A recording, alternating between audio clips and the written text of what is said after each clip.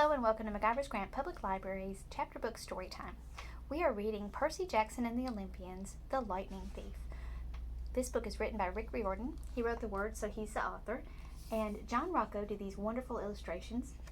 We're using this beautiful illustrated version. Percy and his friends just met this lucky monster, three-headed dog, in the underworld. We are in the middle of chapter 19, which is called We Learn the Truth, sort of. This book was published by Disney Hyperion. The Furies circled the parapets high in the gloom. The outer walls of the fortress glittered black, and the 2-story tall bronze gates stood wide open. Up close, I saw the engravings on the gates were scenes of death. Some were from modern times, an atomic bomb exploding over a city, a trench filled with gas-wearing soldiers, a line of African famine victims waiting with empty bowls. But all of them looked as if they'd been etched in the bronze thousands of years ago. I wondered if I was looking at prophecies that had come true. Inside the courtyard was the strangest garden I'd ever seen. Multicolored mushrooms, poisonous shrubs, and weird luminous plants grew without sunlight. Precious jewels made up for the lack of flowers, piles of rubies as big as my fist, clumps of raw diamonds. Standing here and there like frozen party guests were Medusa's garden statues, petrified children, satyrs, and centaurs, all smiling grotesquely. In the center of the garden was an orchard of pomegranate trees, their orange blooms neon bright in the dark. The garden of Persephone, Annabeth said. Keep walking. I understood why she wanted to move on. The tart smell of those pomegranates was almost overwhelming. I had a sudden desire to eat them, but then I remembered the story of Persephone. One bite of the underworld food and we would never be able to leave. I pulled Grover away just to keep him from picking a big, juicy one. We walked up the steps of the palace, between the black columns, through the black marble portico, and into the house of Hades. The entry hall had polished bronze floor, which seemed to boil in the reflected torchlight. There was no ceiling, just the cavern roof far above. I guess they never had to worry about rain down here. Every side doorway was guarded by a skeleton in military gear. Some wore Greek armor, some British redcoat uniforms, some camouflage with tattered American flags on the shoulders. They carried spears or muskets or M16s. None of them bothered us, but their hollow eye sockets followed us as we walked down the hall toward the big set of doors at the opposite end. Here's some pictures. On either side of our writing, I like how they did that. 2 marine skeletons guarded the doors. They grinned down at us, rocket-propelled grenade launchers held across their chests. You know, Grover mumbled, I bet Hades doesn't have trouble with door-to-door salesmen. My backpack weighed a ton now. I couldn't figure out why. I wanted to open it to check to see if I had somehow picked up a stray bowling ball, but this wasn't the time. Well, guys, I said, I suppose we should knock? A hot wind blew down the corridor, and the doors swung open. The guards stepped aside. I guess that means entree-vous, Annabeth said. The room inside looked just like my dream, except this time the throne room of Hades was occupied. He was the third god I'd met, but the first who really struck me as godlike. He was at least 10 feet tall, for one thing, and dressed in black silk robes and a crown of braided gold. His skin was albino white, his hair shoulder-length and jet black.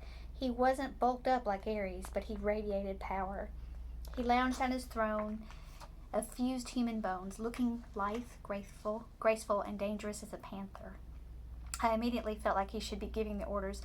He knew more than I did. He should be my master, and then I told myself to snap out of it. Hades' aura was affecting me, just as Ares had. The Lord of the Dead resembled pictures I'd seen of Adolf Hitler or Napoleon or the terrorist leaders who directed suicide bombers. Hades had the same intense eyes, the same kind of mesmerizing, evil charisma. You are brave to come here, son of Poseidon, he said in an oily voice. After what you have done to me, very brave indeed, or perhaps you are simply very foolish. Numbness crept into my joints, tempting me to lie down and just take a little nap at Hades' feet. Curl up here and sleep forever.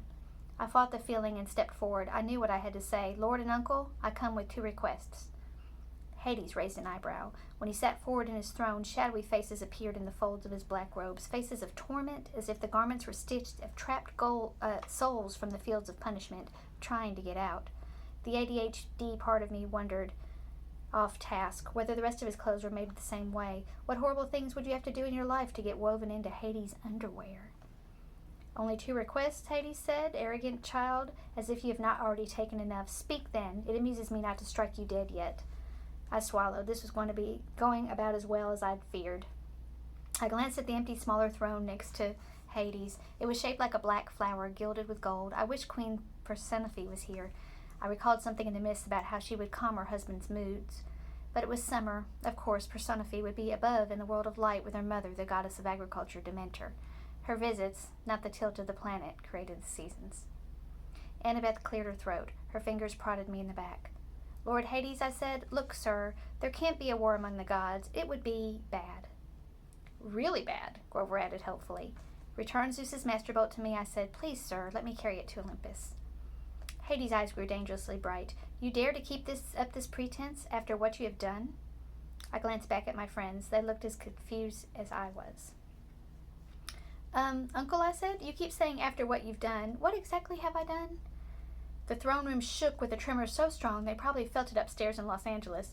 Debris fell from the cavern ceiling. Doors burst open all along the walls, and the skeletal warriors marched in, hundreds of them, from every time period and nation in Western civilization. They lined the perimeter of the room, blocking the exits. Hades bellowed, Do you think I want war, godling? I wanted to say, well, these guys don't look like peace activists, but I thought that might be a dangerous answer. Here's a picture. Hades does look pretty scary in that picture, doesn't he? You are the Lord of the Dead, I said carefully. A war would expand your kingdom, right? A typical thing for my brother to say. Do you think I need more subjects? Did you not see the sprawl of the asphodel fields? Well, have you any idea how much my kingdom has swollen in the past century alone? How many subdivisions I've had to open? I opened my mouth to respond, but Hades was on a roll now. More security ghouls, he moaned. Traffic problems at the Judgment Pavilion. Double overtime for the staff. I used to be a rich god, Percy Jackson. I control all the precious metals under the earth. But my expenses. Karen wants a pay raise, I blurted, just remembering the fact. As soon as I said it, I wished I could sew up my mouth. Don't get me started on Karen, Hades yelled. He's been impossible ever since he discovered Italian suits. Problems everywhere, and I've got to handle all of them personally. The commute time alone from this palace to the gates is enough to drive me insane, and the dead just keep arriving. No, godling, I need no help getting subjects. I did not ask for this war. But you took Zeus's master bolt? Lies! More rumbling. Hades rose from his throne, towering to the height of the football goalpost. Your father may fool Zeus, boy, but I am not so stupid. I see his plan. His plan? You were the thief on the winter solstice, he said. Your father thought to keep you in his little secret. He directed you into the throne room on Olympus. You took the master bolt and my helm. Had I not sent my fury to discover you at Yancey Academy, Poseidon might have succeeded in hiding his scheme to start a war. But now you have been forced into the open. You'll be exposed as Poseidon's thief, and I will have my helm back.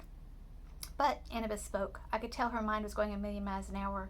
Lord Hades, your helm of darkness is missing too? Do not play innocent with me, girl. You and the satyr have been helping this hero, coming here to threaten me in Poseidon's name, no doubt, to bring me an ultimatum. Does Poseidon think I can be blackmailed into supporting him? No, I said. Poseidon didn't. I didn't.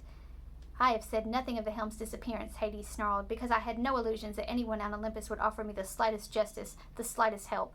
I can ill afford for word to get out that my most powerful weapon of fear is missing. So I searched for you myself, and when it was clear you were coming to me to deliver your threat, I did not try to stop you.